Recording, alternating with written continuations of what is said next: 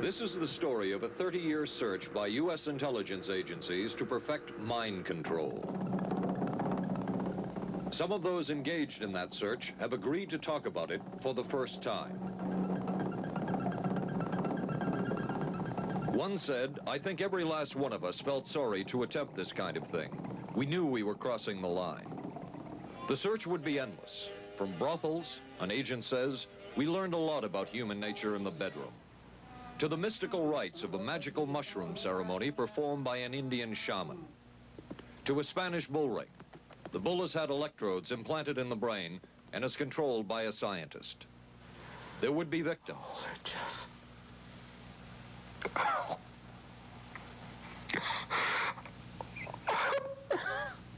One intelligence agency tried to peel this man's mind back to reveal its deepest secrets. I'll live through it. I'll live through it. This man worked on some of these programs. He would write of his work, "It was fun, fun, fun."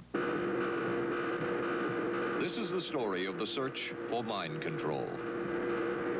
ABC News Close-Up, Mission Mind Control. With ABC News correspondent Paul Altmaier. 1217, now boarding at 8. Mark? Anne. It's been ages. Can I buy you? Allow me. 2 Michelob Lights. Michelob makes a light beer? Perfect.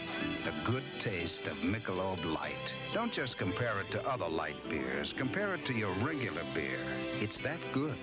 You always did go first class. Your ticket to San Francisco. Thank you. San Francisco? You too? Good taste runs in the family.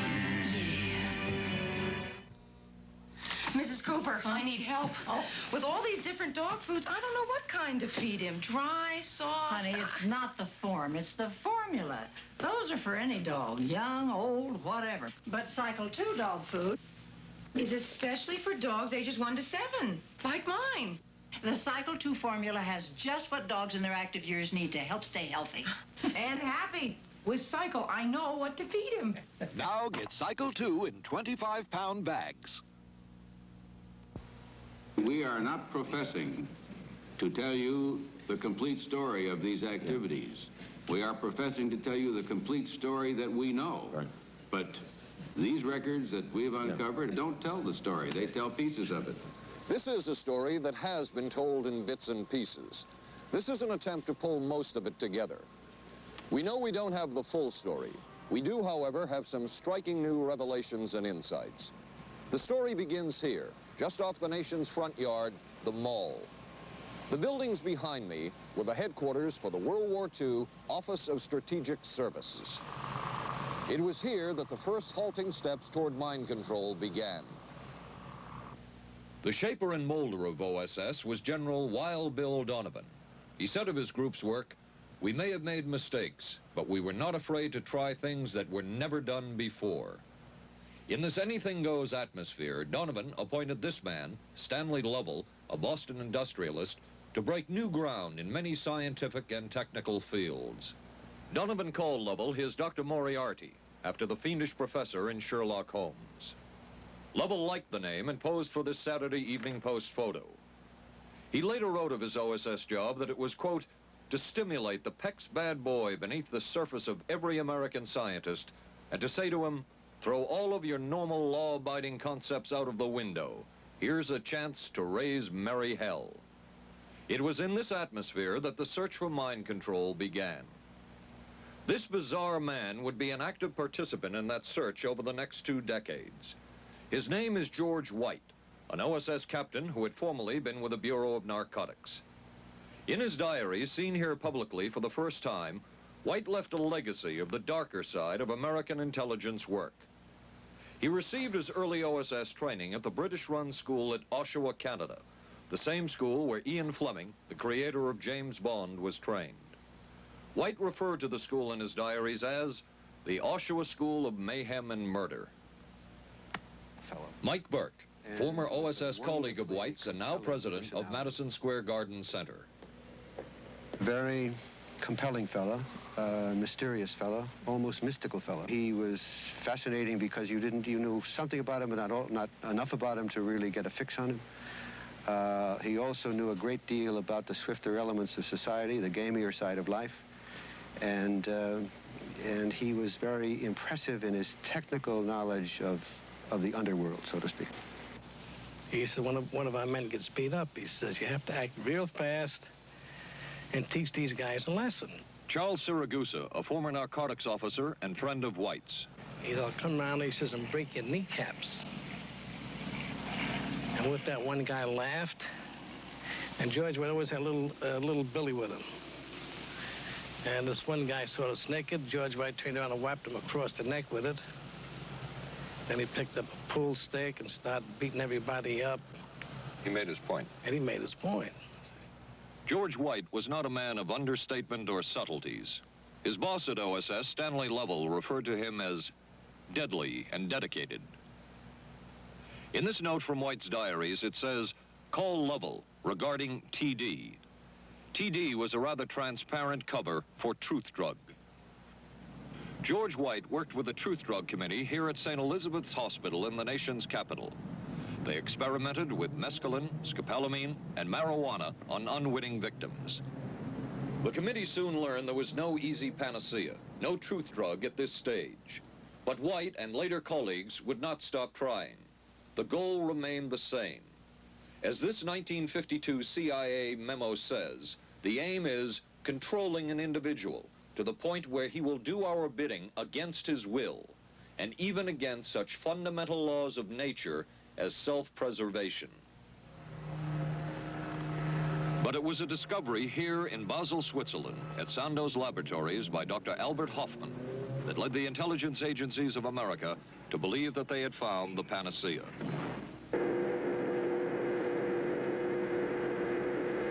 The discovery was lysergic acid diethylamide, LSD. The film that you see is considered by many experts to be the closest illustration of the effects of a hallucinogenic. It was one of the first times that anybody had run into a powerful drug that was different than anything else that they knew anything about. John Gittinger, recently retired chief psychologist for the CIA. This is the first time Gittinger has been interviewed publicly. We could disable a whole city by putting a very small amount on a water supply. After all of these years of us, those of us who were involved in looking for this secret drug, this was the only thing that began to look for the first time like it might be something like that. The CIA's interest in LSD was intense. The worry was that the Russians would get hold of it. Were the Soviets into LSD? I'm going to have to say I'm sure they were, but if you ask me to prove it, I've never seen any direct proof of it. But at one point, intelligence information received from Switzerland said that Sandoz Laboratories was about to put 100 million doses of LSD on the open market. And it caused enough concern within the agency that the United States was prepared to buy the entire supply. However, a slight mistake had been made. The mistake is made public for the first time. I just found out on a new CIA document that there were no such large quantities of LSD on the market. John Marks has filed numerous Freedom of Information suits against the CIA and has unearthed much new material. He is the author of The Search for the Manchurian Candidate, a history of intelligence agency work with mind control.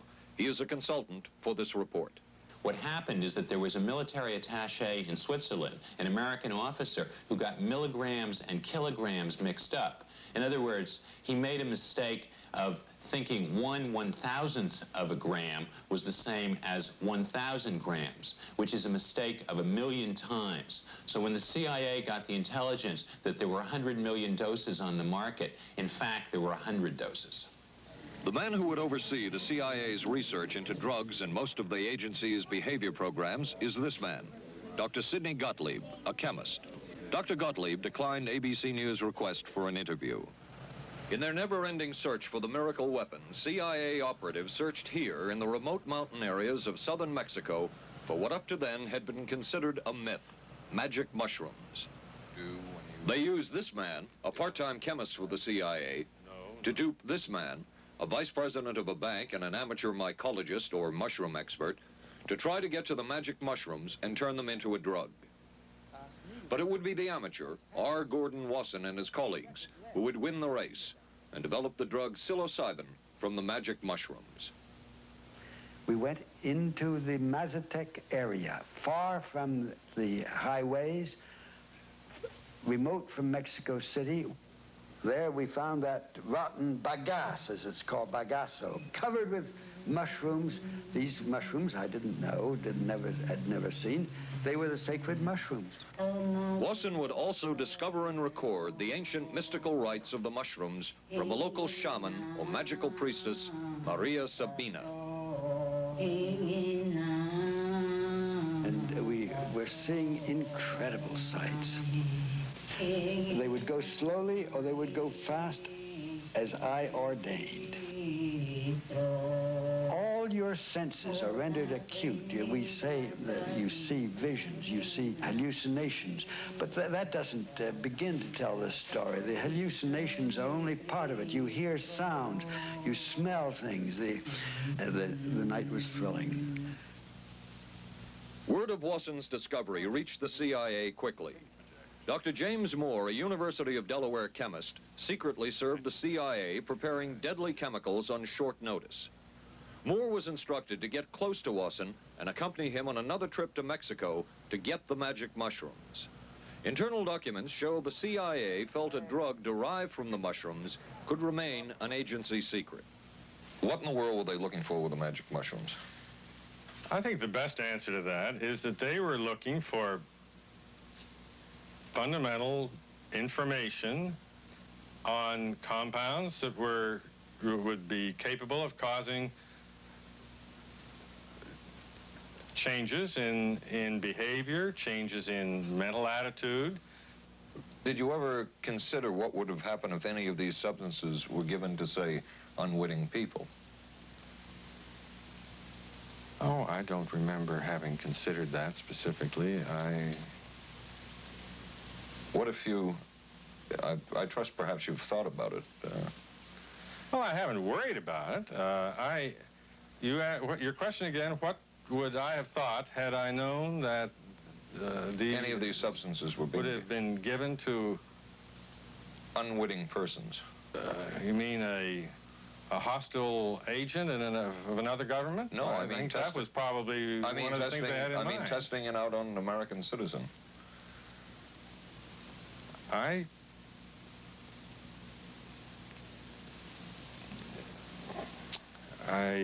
guess I must seem very, very cold-blooded about this, but I don't recall ever having been very much preoccupied with that issue. But many drugs were tested in this way. A decision was made at the highest levels of the CIA to do testing on unwitting Americans. As one CIA document says, such testing would be operationally realistic. A former CIA official who worked on these programs describes for the first time how the decision was made. He did not wish to be filmed or recorded. Thus his remarks are read by someone else. I think every last one of us felt sorry to attempt this kind of thing. We knew we were crossing the line. Every decent kid knows he shouldn't steal, but he does it sometimes.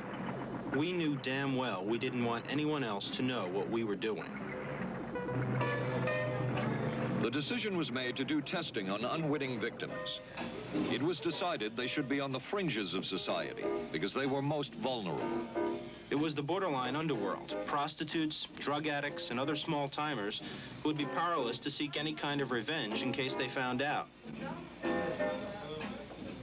And as their predecessors had a decade earlier, the CIA turned to George White for help.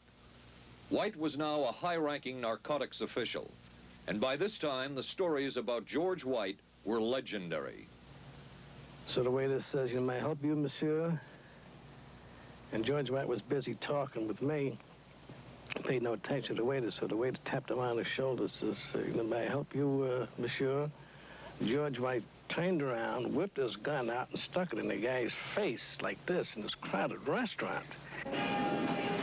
George White did not mind bending the law, and he knew the street well. He was the ideal choice for what the CIA had in mind. We were Ivy League, white, middle class. We were naive, totally naive about this, and he felt pretty expert. He knew the whores, the pimps, the people who brought in the drugs. White set up so-called safe houses for the CIA in New York, here in Greenwich Village, and later in San Francisco, in this hotel, and in an apartment atop Telegraph Hill with a commanding view of San Francisco Bay. While the existence of these safe houses was disclosed last year, details of what took place within them has not been told. A former CIA official who worked in the safe houses reveals that they were used not only for drug testing, but to study sexual behavior and how it could be used to manipulate people. We did quite a study of prostitutes and their behavior. How do you take a woman who is willing to use her body to get money out of a guy to get him to talk about things which are much more important, like state secrets? We learned a lot about human nature in the bedroom. We started to pick up knowledge that could be used in operations. There would be victims in all of this, but as the agency knew, they couldn't fight back. Some entries from George White's diaries. Clarice gets horrors. Janet, sky high. As one agency memo says, we have no answer to the moral question. The safe houses were not the only testing grounds. Millions of dollars would be spent on LSD research at universities throughout the country. And word would begin to spread on campus about this so-called mind-blowing drug. And suddenly, there was the counterculture of the 60s. I give the CIA a total credit for sponsoring and initiating the entire consciousness movement, counterculture events of the 1960s. Dr. Timothy Leary, the 1960s Johnny Appleseed of LSD. The CIA funded and supported and encouraged hundreds of young psychiatrists to experiment with this drug. The fallout from that was that the young psychologists began taking it themselves, discovering that it was an intelligence-enhancing, consciousness-raising experience. I know that some of the studies in which the CIA had supported used as subjects people who later became strong proselytizers of LSD. So, you know, in that sense, yes, I think it did sustain the perpetuation of the use of the drug. And it's rather ironic, isn't it? The counter case that I would make in relationship to that is to remember that the people who were doing the research were people who would be doing the research regardless of who was the sponsor. I don't think anybody working in that time in the remotest ever thought that it would blow up into the kind of thing that it did.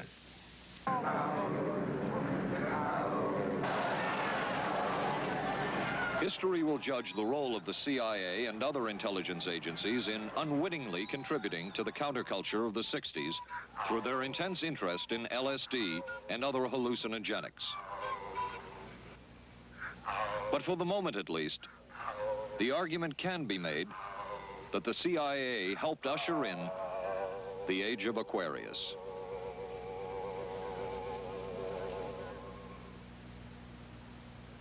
ABC News Close-Up will continue in a moment.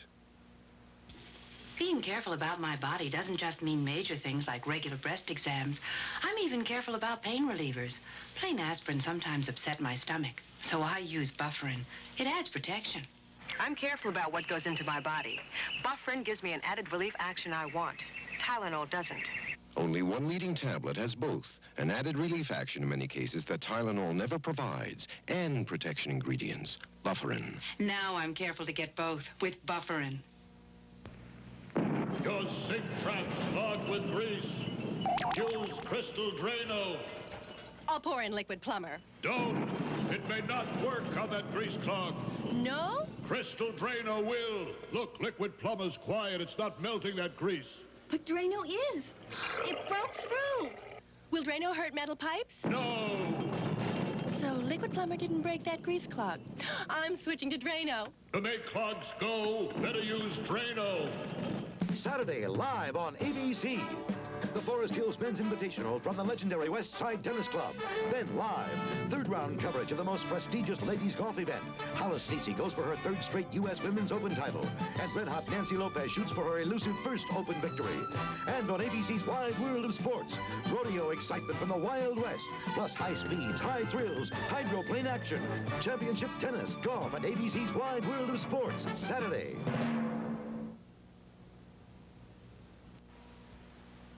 Wednesday on 8 is Enough. We got the buggy fever. The Bradford girls go disco crazy. Hey, hiya, hun.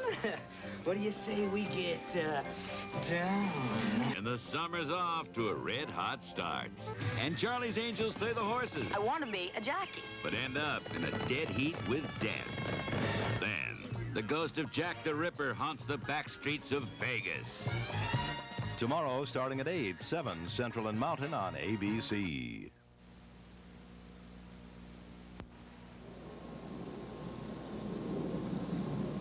Covering a span of history such as we are in this report, one can get sidetracked by the so-called glamour and mystery of espionage work or by the exotic qualities of some drugs. But what you can't lose sight of is what all of this would mean in terms of individual human beings. There would be deaths, there would be long-lasting and harmful effects.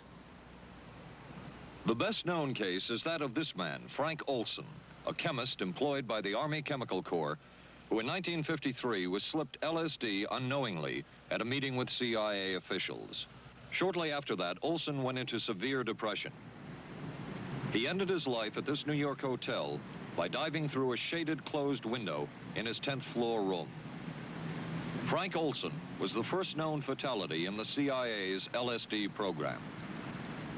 Olson left behind a widow, Alice, and 3 children, but it would be years before they learned the real story of his death. Shortly after his suicide, Alice Olson was visited by Dr. Sidney Gottlieb, the man who had administered the drug, and by Robert Lashbrook, his deputy, who was the last person with Frank Olson the night of his death. It was probably to check me out and see whether I was handling myself and handling the situation, whether I was hysterical. And I'm sure they left the house feeling ever so much better because I had been gracious and hospitable to them, so that I must have played right into their hand and made them feel fine. 23 years later, how did you feel about that meeting? My anger was unbelievable at how I had been duped for this length of time, and the anguish which was unnecessary. Anyone who knew during all of those years never told Alice Olson the real story of her husband's death. She would discover it by accident more than 2 decades later. In essence, it was a 22-year-long cover-up. Lyman Kirkpatrick was Inspector General of the CIA at the time of Frank Olson's death. But had not the Olson case occurred within the secret confines of the CIA, would not this case have been a prosecutable case? Perhaps manslaughter? I would think definitely prosecutable, and certainly from the point of view of Mr. Olson, why it should probably have been actionable.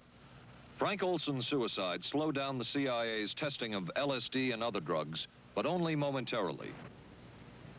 The CIA was not the only government agency interested in the possibilities LSD and other drugs presented for mind control. The Army Chemical Corps first started working with the CIA and then branched off on its own. It, too, tested drugs on unwitting victims, and a death would result. The case of this man, Harold Blower, a tennis pro, seen here with his daughter Elizabeth, is well known. In 1953, Blower was a private patient at the New York State Psychiatric Institute. He was given 5 injections of a mescaline derivative that was being tested secretly for the Army Chemical Corps. With the 5th injection, Harold Blower died. As with the Olson case, a 22-year cover-up followed, until finally the Army admitted the real details of Blower's death. Since the initial news stories of Harold Blower's death, close to 5,000 documents, previously classified, have been released by the Army and obtained by ABC News. They provide valuable insight into Army activities at the time of Blower's death and where the Army went from there with their own drug testing program. From a previously classified deposition of Dr. James Cattell, who administered the mescaline derivative, on the purpose of the drug testing, to produce symptoms similar to those that you see in schizophrenia. On how much the patient knew about all this. We didn't delineate all the possibilities of what might happen because then you contaminate your experiment. Cattell then relates that he never even knew what drug he had given Harold Blauer because of the secrecy of the Army experiments. We didn't know whether it was dog piss. This was secret. This was a secret. We weren't in on it. We asked Blauer's daughter Elizabeth for her reaction. What? How can anybody react to that? I mean, that is so far from what you'd expect from a human being, never mind a doctor, never mind a professional specialist who's supposed to care about people's minds. It's unbelievable. A suit filed by Elizabeth Barrett against the Army Chemical Corps is now pending in federal court. Other Army experiments continued on mental patients around the country. Work done at the Tulane Medical Center in New Orleans involved several drugs, hallucinogenics, and electrodes implanted in the brain. The chief researcher was Dr. Russell Monroe, now head of the psychiatry department at the University of Maryland. These are various progress reports written by Dr. Monroe and recently obtained by ABC News. From one of the progress reports, a report of a woman who had electrodes implanted in the brain and was then given LSD and other drugs. She became agitated, cried, lapsed into a trance-like state.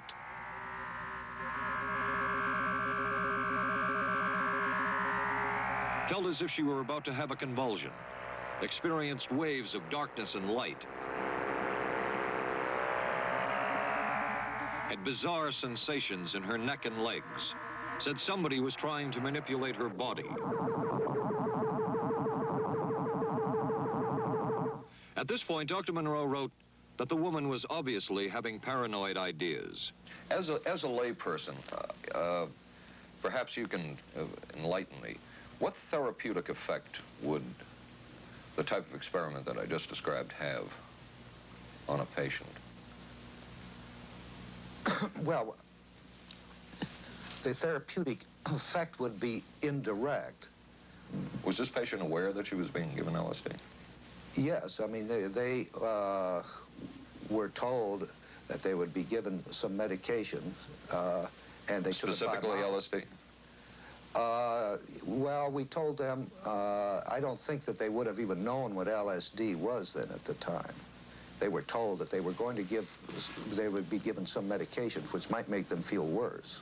Dr. Monroe, what do you think the Army Chemical Corps was looking for in all of this testing? They were looking for an incapacitating agent, an agent that would not harm the person permanently, but would incapacitate them temporarily. That seemed like a humanistic way to wage a war, if war is necessary.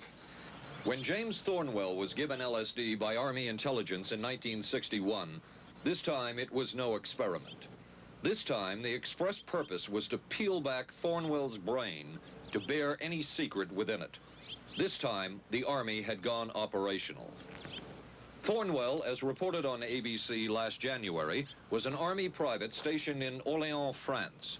Classified documents were missing from his unit. Thornwell became a suspect. His 2.5-month interrogation included administration of sodium pentothal, hypnosis, isolation, and deprivation of sleep. Army documents obtained by ABC News refer to this interrogation as conventional. Despite the severe questioning, Army intelligence was getting nowhere with Thornwell, and it was decided to slip him LSD. For 16 years, Thornwell never knew what had hit him. Tell me about the acid. I'd rather not. It's a bad trip. It's a bad trip. That was a bad trip. The pain was so excruciating. Felt like somebody was sticking me with 1,000,000 pins. You know, just everywhere. Oh, it just...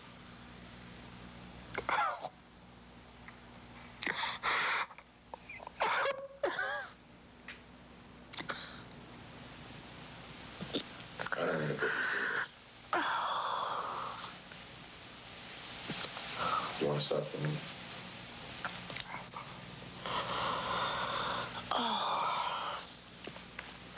I walked around. What's up? Oh, I can talk. I'll live through it. I'll live through it. I'll live through it. No charges were ever brought by the Army against Thornwell. He was discharged for psychological disorders. But an Army psychiatric evaluation of Thornwell obtained by ABC News, one which was done prior to Thornwell having been given LSD, says of him, fairly cooperative, oriented, alert, and gave no evidence of psychosis or depression. From the Army's point of view, this type of LSD interrogation was a success. Other documents refer to the exploitability of interrogation subjects, cracking them, keeping them off balance mentally, and providing an economical, speedy, and productive aid to interrogation. From James Thornwell's point of view, it was no success. Thornwell still has serious problems. He's run through 2 marriages. He maintains he can't hold a job, can't concentrate, has nightmares, and feels socially and emotionally isolated. Last fall, Thornwell filed suit against the government in federal court. In a moment, we will examine the closest experimentation to brainwashing that we have uncovered.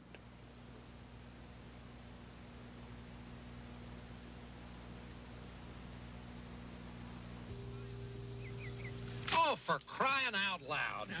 Something wrong, Will? You pick up a paper these days, you learn life isn't as simple as it used to be, and neither's food. Is that why you eat grape nut cereal? Yep, you couldn't ask for a simpler cereal. Wheat and barley, vitamins added, no preservatives. Sure looks simple. It's got a natural nutty taste. What's good for breakfast, guys? How about something nice and simple? Grape nuts, the simple cereal.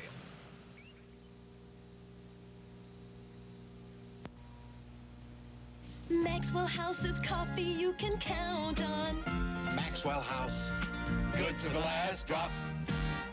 Maxwell House is good every time. Maxwell House is good coffee. Good to the last drop. Maxwell House. Maxwell House, coffee you can count on. Always smells good, always tastes good, always good to the last drop. Maxwell House is good news. Good to the last drop. Maxwell House. ABC News Close-Up will continue in a moment. Special baseball. The Yankees take on the Angels Friday night on ABC. This is a heavy-duty stick-up, and this is a good place for it. New heavy-duty stick-ups from Airwick for small places with big odors. This is David Shoemaker in the news at this hour. District police have charged a young Northeast woman with the weekend kidnapping of that day-old baby. Sources say the woman was pregnant and afraid she'd lost her own child in the accident, and that's what motivated the kidnapping. 'Twas the night before Skylab, and we'll have the latest on its fate and ours. Testimony before Congress today on battered wives. Some of the victims are battered wives. A rock and roll star put on probation for income tax evasion. The condition is he must put on 1,000 hours of concerts for charities. And we'll be talking with a local teenager who won a gold medal at the Pan Am Games. Join us at 11. Reach for the sun. Hello, sunshine. Reach for the sun. Hello, sunshine. Hello, Mountain Dew. Nothing else tastes or feels quite like Mountain Dew, or goes down as smooth like a soft breeze on a lazy afternoon. Reach for the sun. Reach for Mountain Dew.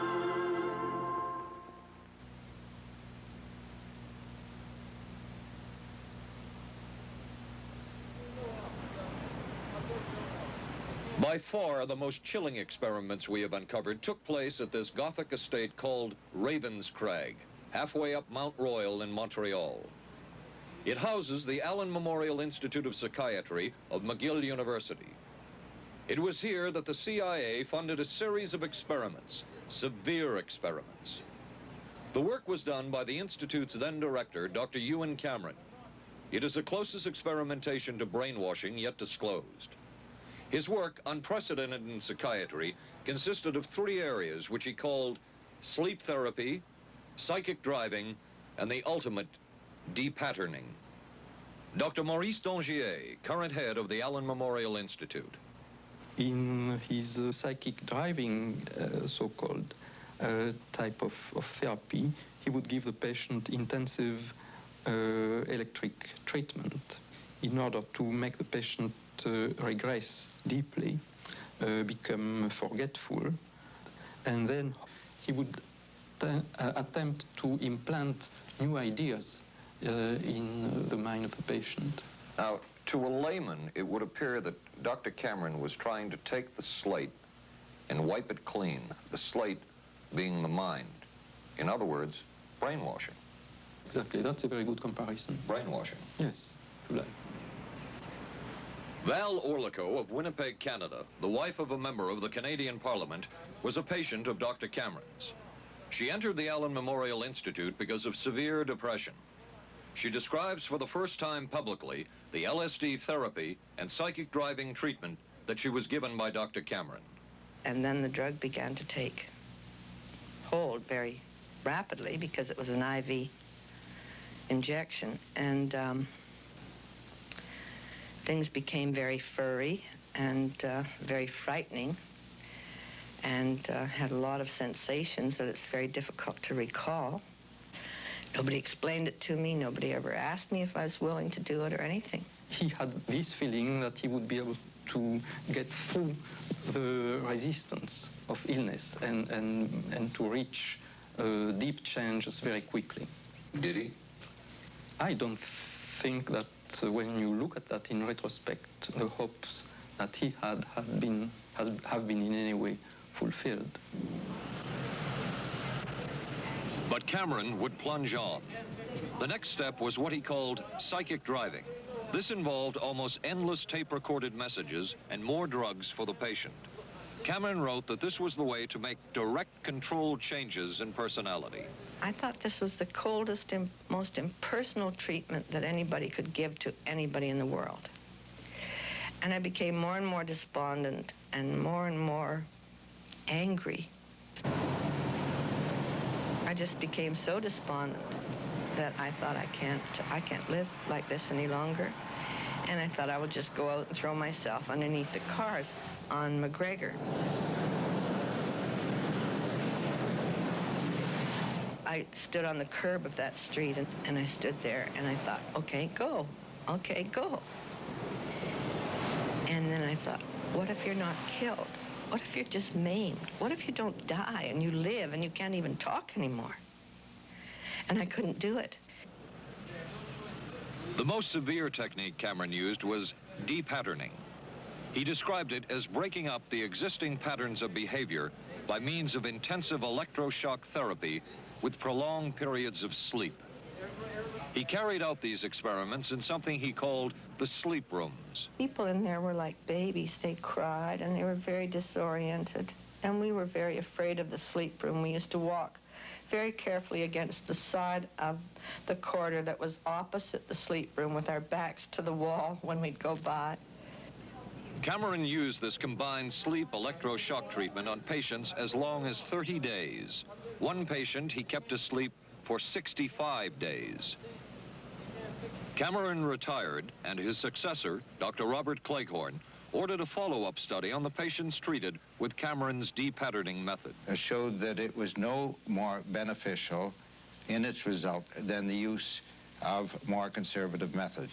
But the follow-up study showed that 60% of those who had been depatterned still had amnesia for periods of anywhere from 6 months to 10 years. That's quite a memory loss, isn't it? That is a memory loss. Indeed it is. It's I think, more than desirable. In retrospect, does Dr. Cameron's experimentation and his treatment appear harsh? I would say yes. I mean, this forceful type of approach that I was describing to you is definitely, it can be said that it's harsh. I wouldn't call it harsh. I would say it was harder on the staff than it was on the patients, because these people had to be fed and they had to be cared for and they had to be given sufficient fluid and food and toileted and so on and so forth. It was a very difficult thing for the staff to follow these patients properly and see that they did well. Well, I'm glad he was concerned for the staff. But damn it all, I wouldn't. I could have maybe had a different kind of life. And that makes me angry and sad, and I don't know how to explain how I feel, really. I just... How did you feel when you learned that Dr. Cameron's experimentation was financed by the CIA? Well, I thought... Oh, I can't even use the word that I thought, because I thought, that bastard. And he was too smart. He knew who he was working for. And, excuse me, but I just, I just can't, sometimes I can't believe it, and yet I know it's true. If you had the opportunity to say something to the people at the Central Intelligence Agency who financed this study, what would you say? I realize the CIA is a very important organization, and they have a very important job to do. But, God, it surely doesn't have to be done on people who are totally incapable of knowing what's happening or having any defense against it. And I can't imagine the mentality of people who would do this. I just can't. As for Dr. Cameron, he died in 1966 while mountain climbing. A colleague wrote of Cameron, "For him, the ends justified the means. And when one is dealing with the waste of human potential, it is easy to adopt this stance." Dr. Cameron seemed ideally suited for what the CIA had in mind.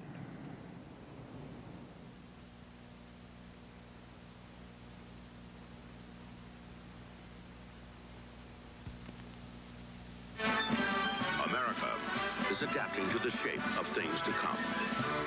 Triumph TR7 with 5-speed transmission or optional automatic. Wide steel belted radials, front disc brakes, front end spoiler, rack and pinion steering. Triumph TR7. No other sports car looks like it. No other sports car drives like it. Triumph TR7. The shape. Don't worry, they just got lucky. I'm sorry, I let us down. Forget it, we'll beat them next week. No, I really let us down. Come on, how about a Michelob Light, huh? Michelob makes a light beer? Sure. The good taste of Michelob Light. Don't just compare it to other light beers. Compare it to your regular beer. It's that good. This Michelob Light is great. Hey, you know what our real problem was today? Yeah, you were terrible. Good taste runs in the family. The many roles I play call for many hairstyles. So I use hot curlers, blow dryers, things that can be brutal to hair. I switched from one conditioner to another looking for help. Then came Alberto VO5 hot oil treatment. It works just like a salon hot oil treatment, but takes less time and money. I just heat a tube, smooth it in, and shampoo. My hair's left silky, shiny, more manageable than I ever dreamed. Alberto VO5 hot oil treatment. I'll never switch again. Thursday. I could move a few of my things over this morning. There's a scandal in the 12th when Wojo gets a roommate. Hi. In a Barney Miller special. I'm a prisoner of my biological urges. Sorry to hear that. Then authorities say this Texas motorcycle gang murdered a federal judge. People are always scared of something they don't understand, and they don't understand us, so they're scared. Geraldo Rivera investigates dope, death, and the banditos on 2020. Thursday, starting at 9, 8 Central and Mountain on ABC. It was the Cold War, and especially the trial of Joseph Cardinal Mindszenty, who was forced to testify in a Hungarian court that he was a spy. And then later, the Korean War, with the coerced and mainly fraudulent confessions of American servicemen. My germination took place on the... that would spark intense interest in intelligence circles about brainwashing. The CIA secretly commissioned a study of communist brainwashing methods at the Cornell University Medical Center. A leader of that study was Dr. Lawrence Hinkle. He explains first the Russian method of controlling and breaking a person. Absolutely isolated from everyone else, with one man whose job it is to get you to write the extent to which you are a criminal. In this setting, you can get people to do most anything, do you see? Because you don't have to lay a hand on them. And by the time you get through and you go up before the judge, the fellow says, were you a spy? He says, yes, I was a spy. The Chinese never really had this kind of a state police system. They would get him in, and all this fellow does is ask you to write, rewrite, and talk to him about your whole life. Graduated from pilot training in 1949. While the purpose of the study was to find out about communist brainwashing techniques, CIA documents show that the agency was interested in developing mind control methods of its own to precondition and control Chinese living in this country to be sent back to their homeland as CIA agents. What do you think they were looking for?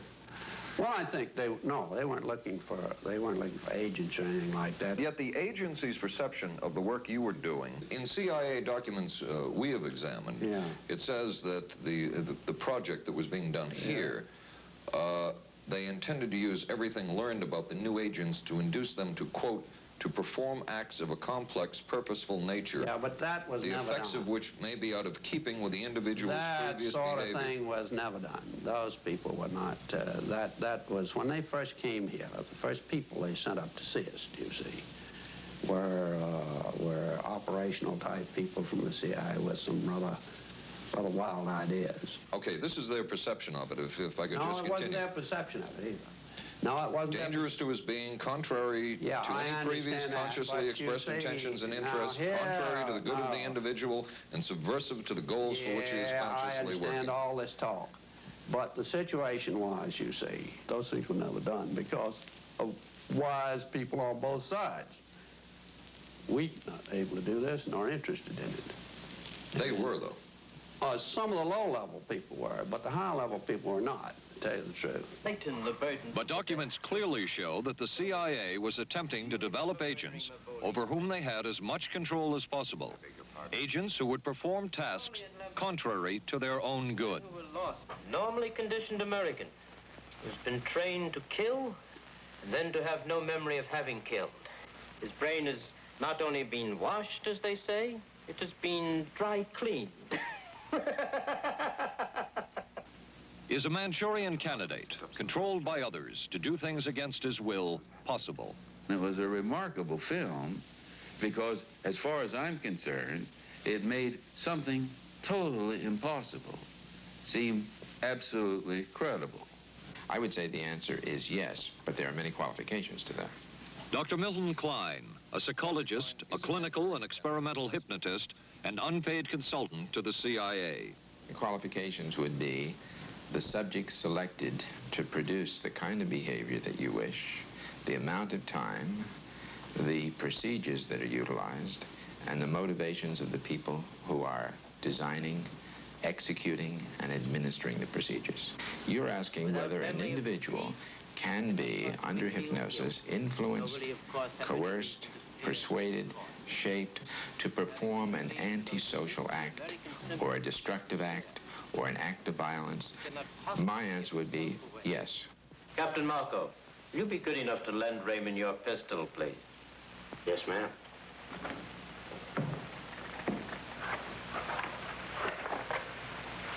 Thanks, Ben.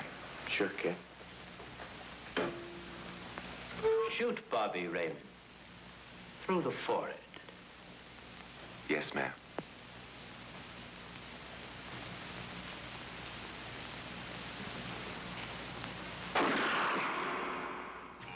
How valuable a tool can hypnosis be in the intelligence field? None whatsoever. It has absolutely no use because nobody's ever been able to do that I know of, do it in an operationally feasible way. I'm not in any way saying that hypnosis doesn't take place. I'm not saying there's nothing to it. I would say that most government agencies concerned with intelligence operations have been looking to hypnosis as a tool for a variety of purposes, one of which is to carry out and to execute certain intelligence operations on a basis where they would not have to rely completely on some of their own emotional reactions. Actually, would that entail murder? It could, if you consider that an act of killing someone under circumstances of war is murder. I think one has to define what that means. Under circumstances of peace. Under circumstances of peace, it would be murder. Another former CIA agent says that Fidel Castro at one time was considered as a possible target for a Manchurian candidate. Castro was naturally our discussion point. Could you get somebody gung-ho enough that they would go in and get him? But if you have 100% control of a guy, you have 100% dependency. If something happens and you haven't programmed it in, you've got a problem. So in the end, it was decided that a Manchurian candidate was not feasible. But the search for mind control continued. But could the mind be controlled? Perhaps not. But is human behavior predictable? In this area, the CIA did make a significant breakthrough. A personality assessment system designed by the agency's chief psychologist, John Gittinger.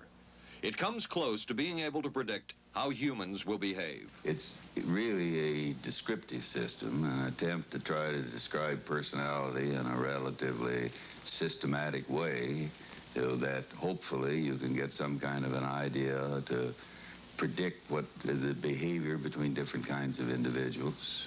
Gittinger's system had many uses in intelligence work. One was to draw personality portraits of world leaders. Using Gittinger's system, the agency concluded the Shah of Iran is a brilliant but dangerous megalomaniac whose basic problems resulted from an overbearing father. And there were other applications.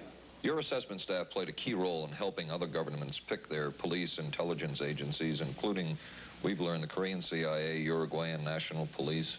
Can you tell us about this? No.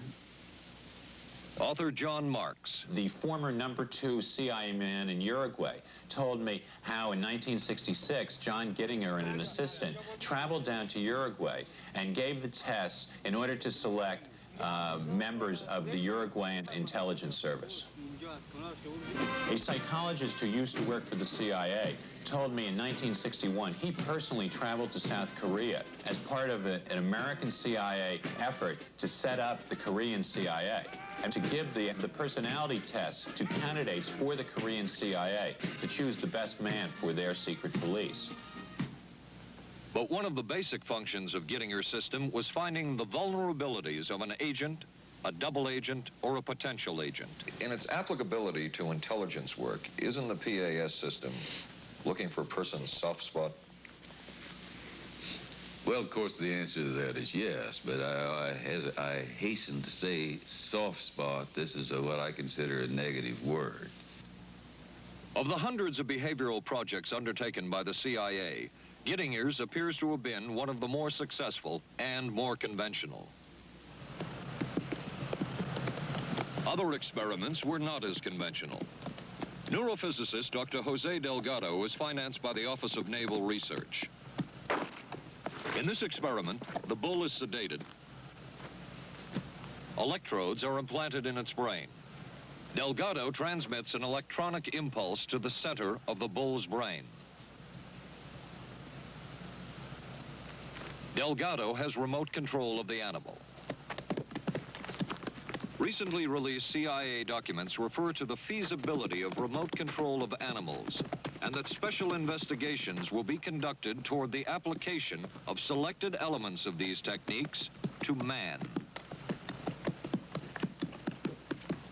Other areas were examined through the 60s and 70s. Brain surgery, psychosurgery, creation of amnesia, parapsychology, manipulation of genes. Even though past and present CIA officials have indicated this kind of work ended in 1963. And one of those who took part in these programs. Thank you, sir. In 1977, a Senate subcommittee heard testimony from many of them, but the testimony was not that revealing. According to one of them, they agreed amongst themselves to keep the inquiry within bounds that would satisfy the committee. Former narcotics officer Charles Siragusa says that he was asked to limit his testimony by the man he reported to at the CIA. He wanted me not to say anything. To perjure yourself. That's right. Well, either that, I'd have to perjure myself or take the Fifth Amendment. And I'm not about to take the Fifth Amendment for anybody. Okay. Former CIA chemist Robert Lashbrook testified he had no first-hand knowledge of the agency-run safe houses when, in fact, he supervised one of them. There was very little. And according to George White's diaries, was at a safe house when White conducted what he called an LSD surprise experiment. Dr. Sidney Gottlieb, whom we recently filmed near his California home, oversaw many of the CIA behavioral programs. He retired in 1973 and destroyed the records of this work. In sort of a valedictory letter, Dr. Gottlieb wrote that he and his colleagues had been able to maintain contact with the leading edge of developments in the field of biological and chemical control of human behavior. Dr. Gottlieb also testified before the Senate subcommittee, but from an anteroom where he could not be filmed because of what his lawyer termed health and cardiac problems. Dr. Gottlieb declined ABC News' request for an interview.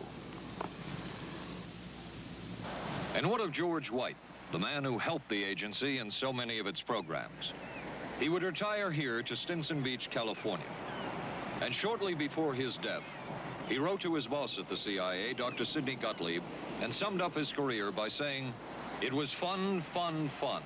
Where else could a red-blooded American boy lie, kill, and cheat, steal, deceive, rape, and pillage with the sanction and blessing of the All-Highest?" Has mind control been achieved? From all of the available evidence, it appears doubtful. The human will has prevailed up to this point. But as we have seen, work is continuing in this field, work that we still don't know very much about. How deeply are the Russians and other dictatorships into all of this? We really can't say, and the CIA is reluctant to give out information about it. But the basic question remains, what place does all of this have within a democracy? One final point should be made.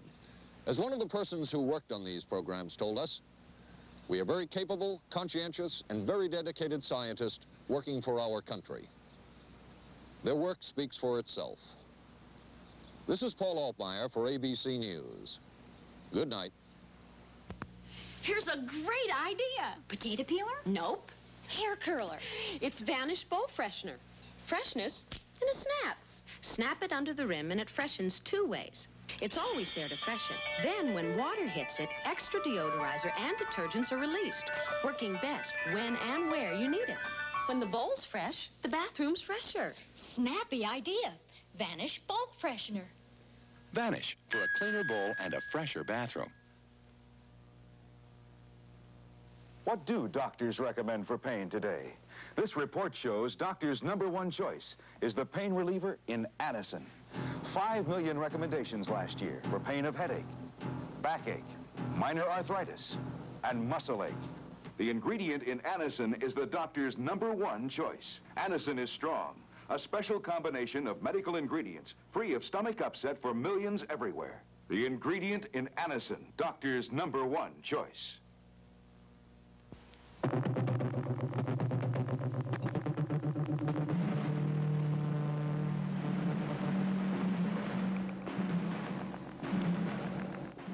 Stay tuned for local news next.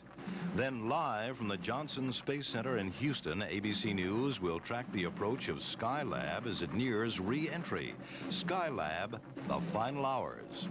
Right after Twiggy and Dirk Benedict of Battlestar Galactica star in I Want Her Dead on the Tuesday Movie of the Week tonight on ABC.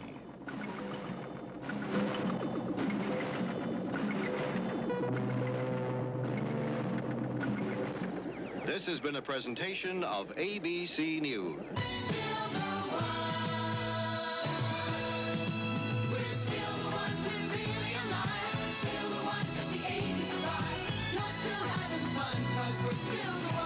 Still the one, ABC.